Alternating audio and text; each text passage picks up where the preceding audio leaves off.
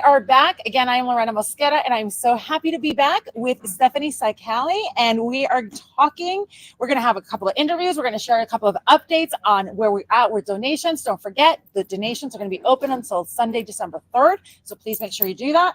We're going to have a little bit of a good night video coming up a little bit later. But first, I'm going to pass it on over to you. You are the you're the Chief Development Officer, which is a very great title. And she does a lot. I've seen her. We actually spent the morning together, so you guys know, because we were at another event, and then we got all casual for here tonight. So I'm very excited to pass this mic over to her, and you're going to share some cold weather tips for us today, right?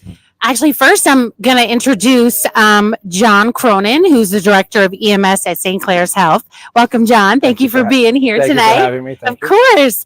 And John, you have been in this role at St. Clair's for quite a few years, and I'm sure that you have seen all kinds of stories around folks who've been living on the street and been homeless. And so I don't know if there's anything that stands out for you that you want to share as a story. As a director of EMS, I'm also a paramedic by trade. So I do work on the truck sometimes, and I've worked on the truck prior to being where I am now. I will tell you that I have had my encounters with the homeless population, and it is both sad and intriguing, because I've never been more appreciated as a healthcare provider as I have been by a homeless person, because we may be their only interaction for days. So we always take a little extra special care. Also, it's also very eye-opening. It makes you appreciate what you have, but it also kind of just gives you a human touch. So over the years, it's been something to see, and it's more prevalent than people realize, I think. Mm-hmm. Yeah, and we're certainly seeing that here in Morris County this year, with the wait list being higher than ever for shelter, over 760 households. So, and I'm sure that you have seen a rise in the calls among the homeless population on the street. Yes, we have. And I think it's attributing to many, many different factors, the increased cost of living and cost of anything, really. And we are seeing more than we have in the years past. But years before that, also, it kind of ebbs and flows. But we're starting to see more of an uptick now than we have been before. And I would imagine you maybe have seen people resorting to sleep places that you wouldn't have imagined before since COVID. Has that been something? Sure. I mean, with COVID, group gatherings were a little not great. So they resorted to going to where they could be safe on their own. So park benches, under the bridges, anything to provide any kind of shelter to them that they can.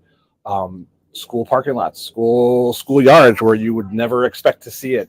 Even in some take shelter in the hospital waiting room, which is a big deal, because for a long time, that was not allowed. But now that the hospitals are adopting what's called a Code Blue, I'm sure you guys know about it, the Code Blue alert. Mm-hmm. The hospitals are involved as well. If the patients are being discharged and they have nowhere to go, and that's where they're going to be, then as long as they're okay and as they're not not behaving or whatever the case may be, they're not a disturbance, they can stay. Yeah. Well, that's good to know. Well, thank you for coming out this evening and sharing some of your background and stories. And I wondered if you had any cold weather tips you could share with us tonight before we start to hit the hay. Absolutely, hit the hay. Well, that's one thing is insulation. If you have the chance, insulation is key. Newspaper, anything. People don't think newspaper is warm. It is. It's actually a conductor agent. Also, layering in moderation. You don't want to sweat, because if you sweat, you could put yourself into hypothermia, or hyperthermia if it's hot weather, obviously, but we're dealing with cold right now. Layer correctly. Don't do too much. You can always add more, but if you add too much at once and you take away, it's not going to make a difference. So add sparingly until you reach a certain place, and then you go from there. And then hydrate, but empty your bladder prior to going to sleep. I know that sounds a little gross, but your body needs to work to keep the fluids in your body warm, and it's going to consume more energy by doing so on a full bladder. So let nature do its course. Go to the bathroom prior to going to sleep, and as you sleep, it'll fill up again, but the right way, in moderation. So okay. Well, thank you so much for being with us tonight. Thank you for having me. This is a great event. It's a great cause, and I hope to be more involved as the years go on. Great. We will call you. Thank you. And I just wanted to give a quick fundraising update, since that's part of my role here, is to help us create the funds that we need to run the shelter and the organization. So I believe right now we are at $171,000 on our way to $250. So we have a ways to go, but I know that there will be a lot of people out there wanting to support everyone's efforts.